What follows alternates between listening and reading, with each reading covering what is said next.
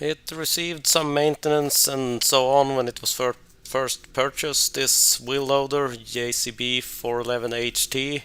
This winter I've noticed or confirmed a small leak from the valve cover gasket, so I decided to tackle that and check the valves while I was in there, and also replace the hydraulic oil because that was not done. All the other fluids in it was replaced when it was purchased, and all the filters and the big service and everything. The side covers, they are held there with a pin. It's like a lock clip and a bunch of washers, a little fiddly to be honest, and keeping track of where all the washers are for everything to line up, but not too hard. You punch the pin out, and I put a smaller pin in there temporarily while removing the gas strut, and they could be lifted off quite easily. Smokestack held in place with 4 bolts, nothing hard. Here, I think it's a one-way valve, plastic thing that feeds windshield wiper fluid to the rear window. That was fed through a hole in this cover or the top, and that broke, so it will be replaced at some point, but it's not an emergency. I also had some antenna in the back that needed to be undone. I think this is an add-on that's not on there originally. Coolant hose up here. I don't think this was really compatible with coolant because it was super stiff, and it was like the interior was deteriorating and needed to be cut off. That will also be replaced. The other coolant hose at the bottom felt a lot softer and better. It's 3 bolts in the front of the lid. I also had to undo a hose clamp holding the airbox in place. 4 more bolts at the back, accessed under that rear cover, and then the lid could be lifted off. We did it by hand, but realized a little late it was actually a bit on the heavy side to do it like that, so we'll bring some lifting help when we put it back together. Airbox, a couple of hose clamps and 2 bolts here, and the airbox to get together with all the hoses could just be lifted off. Since I was going to do some cleaning here, I covered all the openings here on the turbo and also the crankcase ventilation on the valve cover. The plug for the hydraulic oil is underneath, and it had some strong Loctite on it and so on, but you could use a proper size tool and an extension, and it wasn't that bad to get it undone. And then just a bucket and a rubber plug to slow down, because it holds like 80 liters, 90 maybe, so I couldn't fit it all in one bucket, and when you need to empty the bucket you don't want it super full, so it took a couple of turns to drain the tank. Did measure the play in the turbo, and it's a little excessive. It might be around 0.5 mm side to side, in and out. It's not a whole lot. I'm not gonna worry about that for now, but I might have to start looking at the option, because a brand new turbo is quite expensive. So if I'm gonna redneck repair it and try to get new bearings in it, I'm not sure. Open that access hatch on the hydraulic tank and can get the filter out. Did go over the inside with a magnet, and there was a few metal shavings in there, so that filter was probably good to have, even if some machines don't even have a suction filter for the hydraulics, because it's a risk if that gets plugged. Reached in with some rags and so on and tried to push anything. There were a few small plastic pieces and few small kind of white rubber pieces. Brought out the mirror and checked around the tank to ensure I hadn't forgotten a rag in there or something stupid. The filter itself did have some, looked like paint chips and a few kind of plasticky pieces in it held in place. I tried blowing them out, but they didn't really want to let go, so I ended up sitting there and going all the way around with a pick and kind of removing as much as possible. I'm not replacing this filter, it will be reused. Had bought a new gasket for the lid, but had I asked for the price, I would probably not have replaced this, rather just reused it, maybe added a thin bit of silicone on it or something, because it was quite expensive for what it is. And it was kind of glued in place, and it should have been fine to reuse, but since I had already pulled the trigger on ordering a new one, I wanted to replace it with a fresh rubber. Had to use the Dremel to kind of remove the sections where it was had glue on it. A little bit of grease on it to hold the new in place, no glue included this time. I missed when putting that filter back in. It has a bolt that runs through it. It was kind of fiddly to get that back into position, but it would have been easier had the rear wheel and fender been removed, but that didn't happen. Then the lid could go back on. Brought out the torque wrench to get an even torque on the bolts here, and I tried going up towards 10 but saw the gasket starting to squeeze out, so it's around 5 Newton meters of torque on these.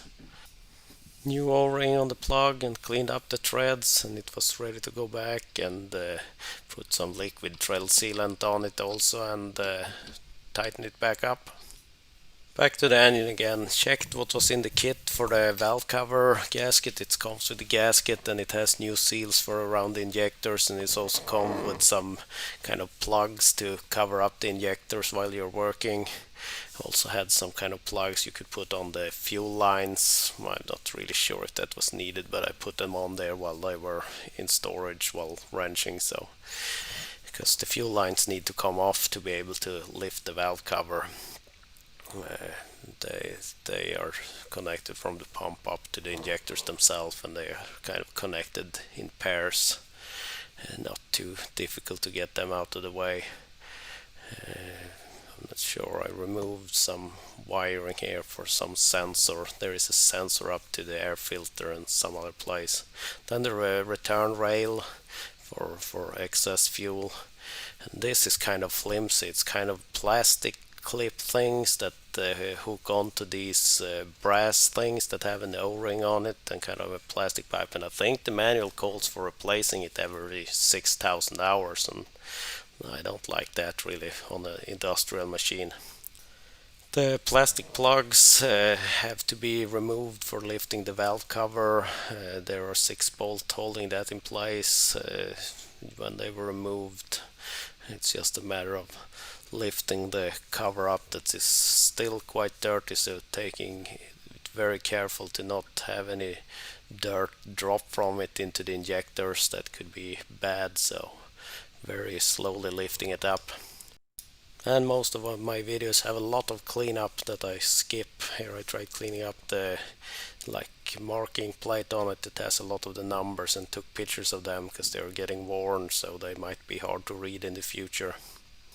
In the corner up here, it was a plastic clip holding that return rail that broke on me when trying to remove stuff, so I will get a new one. It just pressed into a hole. And in the box here lies a piece of the intake that goes from the turbo over to the intake. I missed when removing that, but that was quite filthy from the oil that's been leaking from the valve cover also. I thought I had video on the corner because I found the gasket had kind of a piece of scrap stuck to it in the corner where it was leaking, so you can understand that it was leaking, but I can't find that. And if it was placed there last time this engine was opened, or if it was pushed in there when cleaning at some point, because it was quite filthy when I bought it and might have gone over it a little too hard with the pressure washer around the engine when cleaning it up.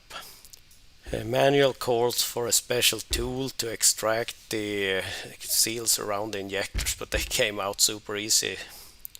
It has some steel mesh under some plate here for the crankcase, kind of a filter for the crankcase ventilation. That was removed, and the old sludgy oil in here was cleaned with some gasoline and let to dry.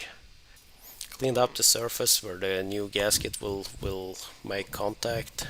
Then it was time to tackle the valves. There is a special tool, kind of a round plate with some holes you bolt onto the flywheel or wheel pulley on the crankcase, where you can help turn the engine. My dad had built one. Previously I've been able to borrow one, but now we built, so we have one of our own, and then it's four M10 bolts, and he welded a big nut in the middle, so we can use just a normal wrench and turn the engine even if it's a little tighter. First I tried to just using feeler gauges once the uh, correct position for the cylinder was set, but it turned out to be hard using the feeler gauge and getting in the proper position, so I resorted to the dial gauge as the manual suggests you use. So once when we were happy with the position of the engine, we just with the wrench on the back of the where you adjust the valves, if you put something on there you can kind of get a little leverage to rock them back and forth and see the kind of play we have. And all the exhausts had quite big play, not extreme, maybe 0.2 to 0.3 millimeters. And they do not have a lock nut, they simply rely on the friction, so you just turn it in a little if it's to tighten up the valve clearance. All the intakes were a tiny bit loose also here, it was more around 0.1 millimeters to get them within specifications.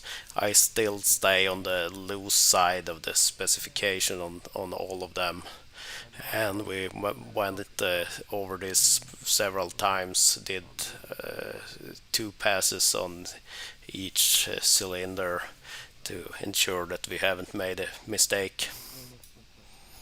Here you can see using the tool as kind of a little bit of a lever to get the full action even if the camera angle is poor, and you can see even if the video is not that good that the dial moves, and then it's about calculating how big the play is. Here I found a video of that little piece of debris that I found stuck in the corner where I could confirm I had a small leak, so it should be leak free now. Sort of a membrane under this lid. I think it's supposed to act like it has a one-way valve, so it can't kind of suck any air in through the crankcase ventilation. Open and clean that up. Put that kind of filter mesh in place. Did add a tiny bit of fresh oil to it. Bolted it back, the cover plate holding things in place. The tiniest amount of grease on the new seals around the injectors, and they could be pushed in by hand, no need for a special tool. I also found a plastic rod with a clean cut that was a suitable size that I held on there and kind of gave them a little bit of an extra push even if it might not have been needed. New O-ring for the cap up here was included in the kit. Even if we don't fill the oil at this location, I replaced it since it was included. A little bit of grease, it might have been not really been needed. It's kind of a tight fit getting the new gasket in place, and once that was kind of firmly lodged into its groove all the way around, it's time to reinstall. It's kind of an edge on each of the injectors here that needs to slide on. I had put a little bit of grease on that lip to ease this installation process, and it didn't really want to go, but I started wiggle it carefully and kind of pushing with my fingers on these seals, and they kind of popped over that ridge on the injectors. Not sure how easy it is to see here with me dropping a bolt, but there is kind of a sleeve on the bolts holding this down, so you don't really put direct pressure. This one goes all the way and connects to the top of the engine, so you just have like a fixed clearance adjusting the clamping force on the seal itself, the gasket itself. You're not doing that with the bolting down. It's just the amount of the size between that like distance or pipe on the bolt itself, because that goes through the holes in the valve cover and mates up with the top of the engine itself. There is still a specified torque value in the manual, so I went with that too, but I went back and forth between them and torqued it down. While it was in, I also double checked some of the other fluid levels, the axles, later the hubs. Opened up the front because I'm gonna chase a small oil leak I've been noticing from the front end of the machine. Back to the engine again. The kit for the valve cover came with new seals for the return rails, so the old O-rings were removed. New O-rings installed, and here I ran into a little bit of issues because there is kind of this little plastic thing that's supposed to grab that brass connection and hold it into place. And when looking closely at them, the hooks on them were not really sharp, and also you can see kind of on the brass that they have worn a kind of round edge on them, it seems. But rather than waiting and ordering new parts and so on, I decided to go with a couple of small zip ties and ensure that the connection here can't come undone easily. It will be good enough for now, I hope. After that, it was a matter of getting the fuel pipes back into place, the fuel rails. Added a little bit of oil to allowing everything to kind of tighten up a little easier. Got them into place. Started the threads by hand to ensure nothing was cross-threaded. And a little tight down there by the pump, especially the inner two. But once they were in place, all of them, that the intake pipe I missed recording taking off could go back on there between the turbo and the intake. Airbox could go back on, and that the hoses, both for the crankcase ventilation and the intake to the turbo, could be bolted back on. And then we took some extra help to bring the lid back into place. Chain block to slowly lower it down and ensure that the intake connection for the air filter came to the correct position. Tightened up the front bolts. I had to undo them later because we realized that the alignment wasn't perfect. You can just see the old dirt, and we tried to align everything with the way it was. And here I'm putting back a lifting point for the engine that I had removed earlier to just have it out of the way. And here you can see where the bolts for the lid in the back are located. One side here had a couple of shims there for some alignment. I'm not sure really if it was necessary, but it's been opening and closing the sides very well, so we wanted to put things back together the way they came off the machine. When we were done for the day, we realized that we still needed to buy that small coolant hose, so I spent some time cleaning that front end to try and locate that small oil leak. I was worried it was higher up than it was, because it was grease or oil all the way up on top of the valve block. And here I made the biggest mistake in this wrenching, because I should have removed this end of that bad hose before putting the lid back on, but I had forgotten about that. So it was a little hard being in there and trying to kind of cut away enough that I could get it off and kind of clean off the old hose enough. It had kind of fused itself onto the connection.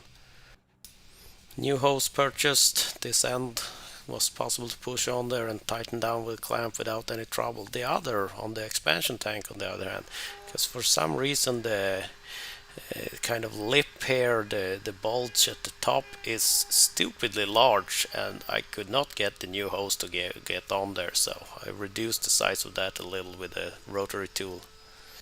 And with that in place, we could fill a little coolant, and it was time to start it. I missed the actual startup. It did require some cranking at first, but that is expected when you have had the fuel lines off the machine.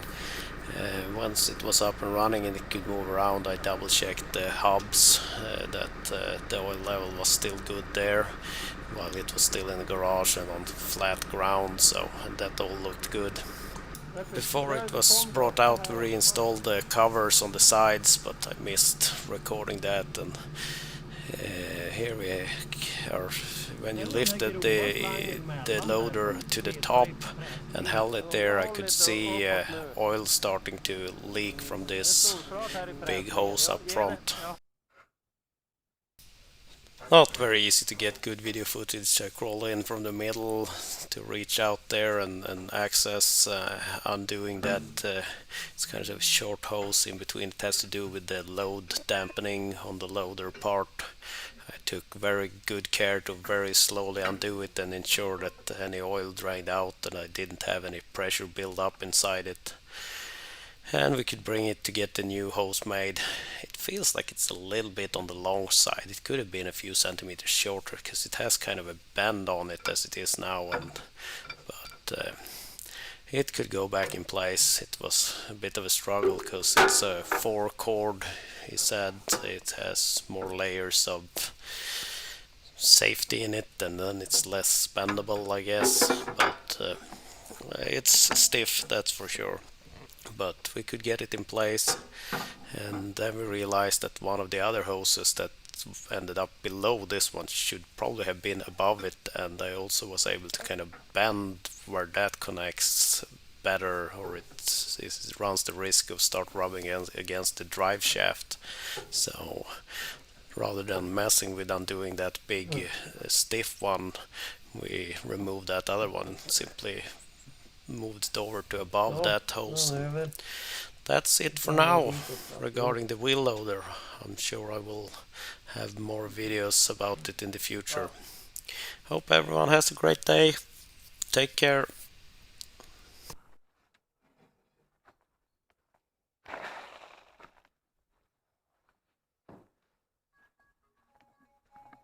Ja, ingen handsfree så det går lite dåligt prata. Vi ska väl ha dörren öppen.